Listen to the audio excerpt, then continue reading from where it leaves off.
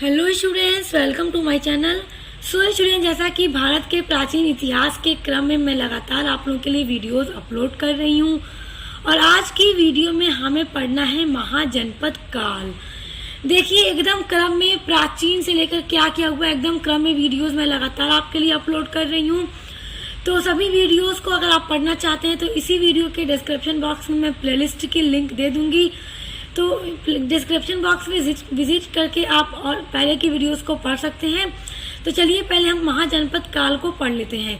और महाजनपद काल से पहले हमने जैन धर्म और बौद्ध धर्म के बारे में पढ़ा था।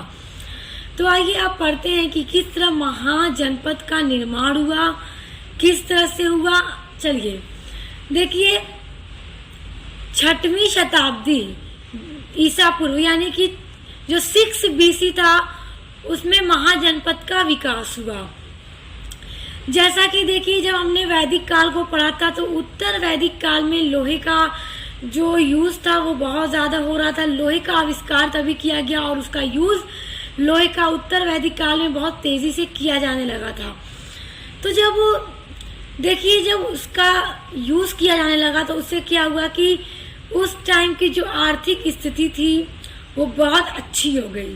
और देखिए, जब आर्थिक स्थिति किसी भी समाज की अच्छी होती है, तो जब आर्थिक स्थिति अच्छी होती है तो वो सामाजिक स्थिति पर भी इफेक्ट डालती है। तो इससे क्या होता है कि सामाजिक जो क्षेत्र होते हैं वो भी उससे प्रभावित होते हैं और वो भी बेटर होते हैं।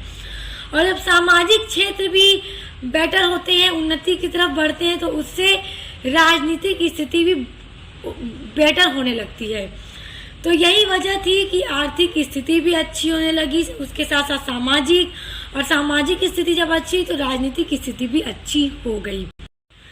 तो देखिए, तभी से महाजनपद का विकास हुआ।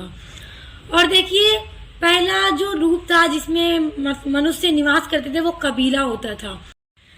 देखिए, उत्तर वैदिक काल आते आते राज्यों की स्थिति में बहुत परिवर्तन आ चुका था और उत्तर वैदिक काल में ही जन का स्थान जनपद ने ले लिया था। और फिर जनपद के बाद 6वीं शताब्दी ईसा पूर्व में महाजनपद का विकास हुआ और जनपद का जो रूप था उसने महाजनपद ने ले लिया। तो इस तरह से कबीला से जन, जन से जनपद और जनपद का रूप महाजनपद ने ले लिया। तो इस तरह हम देख सकते हैं कि कैसे धीरे धीरे सारी चीजें अच्छी होती चली गई और जो कबीला था वो जन का रूप धारण कर लिया, जन से फिर जनपद बना और जनपद से अब महाजनपद बन चुका है। देखिए, भगवती सूत्र एक जैन ग्रंथ है। तो इस ग्रंथ में भी 16 महाजनपद का पूरा उल्लेख मिलता है कि 16 महाजनपद थे। तो जैन ग्रंथ है एक भगवती सूत्र, इसमें 16 महाजनपद का पूरा उल्लेख मिलता है, पूरी जानकारी मिलती है। और देखिए, एक बौद्ध ग्रंथ है अनुगत्तर निकाय। तो देखिए, अनुगत्तर निकाय में भी 16 ही महाजनपदों का पूरा उल्लेख मिलता है। तो इस तरह भगवती सूत्र और अनुगत्तर निकाय दोनों ही ग्रंथ में 16 महाजनपदों का पूरी जानकारी हमें मिलती है। और देखिए, जितने भी ये 16 महाजनपदों का जो उल्लेख मिलता है, जो भी महाजनपद थे, उनमें से जो सबसे ज्यादा शक्तिशाली महाजनपद था वो मगध था। तो इस तरह आप याद रखिए, क्योंकि प्रश्न आ जाता है कि सबसे शक्तिशाली महाजनपद कौन था, तो मगध, जो कि पटना, गया जो बिहार है वहां पर ये जनपद था, महाजनपद था। और देखिए, वर्तमान में 16 महाजनपदों की स्थिति कहाँ पर है। देखिए, वो जो 16 महाजनपद हम देख रहे हैं कि भगवती सूत्र और अनुगत्तर निकाय में पूरा उल्लेख जिनका मिलता है, तो उन महाजनपदों की वर्तमान में स्थिति कहाँ पर है। तो देखिए, मध्य प्रदेश में एक महाजनपद है उन्हीं 16 महाजनपदों में से, और बिहार राज्य में भी 3 महाजनपद हैं, और उसके अलावा उत्तर प्रदेश में 8 महाजनपद हैं, और राजस्थान में एक महाजनपद है, और दक्षिण भारत में भी एक महाजनपद है, और उसके अलावा 2 महाजनपद भारत के बाहर हैं। यानी कि 14 महाजनपद तो हमारे भारत के अंदर ही हैं, उसके अलावा 2 महाजनपद भारत के बाहर हैं। तो इस तरह से टोटल मिलाकर हम देख सकते हैं कि 16 महाजनपदों की स्थिति वर्तमान समय में इन राज्यों में है और बाकी 2 महाजनपद भारत के बाहर स्थित हैं। अब हम देखेंगे कि उन जो 16 महाजनपदों के बारे में अभी हमने देखा, तो आइए अब उनके नामों को देखते हैं कि कौन से वो 16 महाजनपद हैं और उनकी क्या क्या राजधानियां थी। तो देखिए, पहला महाजनपद है काशी, जिसकी राजधानी वाराणसी थी। और देखिए, जो वाराणसी था वो अपने ज्ञान, शिल्प, व्यापार तथा वैभव के लिए प्रसिद्ध था। और देखिए, उन 16 महाजनपदों में से काशी प्रारंभ में सबसे सर्वाधिक महाजनपद था, जो वर्तमान में उत्तर प्रदेश राज्य में स्थित है। दूसरा महाजनपद कौशल, इसकी राजधानी थी श्रावस्ती। तो देखिए, ये वर्तमान में फैजाबाद के क्षेत्र में फैला हुआ था और 6वीं शताब्दी ईसा पूर्व में श्रावस्ती कौशल की राजधानी थी। और ये देखिए, वर्तमान में फैजाबाद में स्थित है। उसके बाद जो तीसरा महाजनपद था वो था अंग। तो यह जनपद बिहार के उत्तरी पूर्वी भागों में स्थित था और इसकी राजधानी चंपा थी, जो वर्तमान में भागलपुर में स्थित है। देखिए कि जो अंग राज्य है महाजनपद, तो अंग और मगध इन दोनों राज्यों में हर वक्त संघर्ष चलता रहता था। और फिर मगध का जो सम्राट था बिंबिसार, उसने अंग के शासक ब्रह्मदत्त को हरा करके अंग को अपने मगध राज्य में मिलाकर शक्तिशाली बना दिया था। अगला महाजनपद है मगध। देखिए, मगध राज्य वर्तमान के बिहार के पटना और गया जिले में स्थित था और मगध की राजधानी थी गिरिवर्ज और बाद में इसका नाम बदल करके राजगिरी रखा गया था और पाटलिपुत्र मगध की दूसरी राजधानी थी। देखिए, मगध राज्य में बिंबिसार और अजातशत्रु सबसे शक्तिशाली सम्राट थे। उसके बाद अगला है महाजनपद वज्जी। ये इसकी राजधानी थी मिथिला और वैशाली। वैशाली और मुजफ्फरपुर के आसपास के क्षेत्र में ये फैला हुआ था।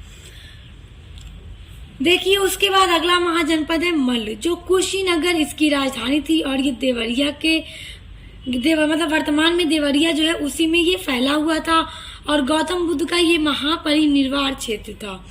उसके बाद देखिए, अगला महाजनपद है चेदी। इसकी राजधानी थी सुक्तिमती, जो वर्तमान में उत्तर प्रदेश राज्य में। अगला है वत्स। वत्स की राजधानी थी कौशाम्बी, जो कि इलाहाबाद से 30 किलोमीटर दूरी पर स्थित था और वर्तमान में ये क्या है, इलाहाबाद प्रयाग में। और उसके बाद देखिए, अगला है कुरु। देखिए, कुरु की जो राजधानी थी वो थी इंद्रप्रस्थ। और देखिए, हस्तिनापुर इस राज्य का एक बहुत ही प्रसिद्ध नगर था, यानी कि कुरु का बहुत ही प्रसिद्ध नगर क्या था, हस्तिनापुर। उसके बाद अगला है पांचाल। इसकी राजधानी थी आइछत्र और वर्तमान का देखते रहिएगा कि वर्तमान में कहां पर। ओके। उसके बाद अगला जो महाजनपद था वो था मत्स्य, जिसकी राजधानी थी विराटनगर।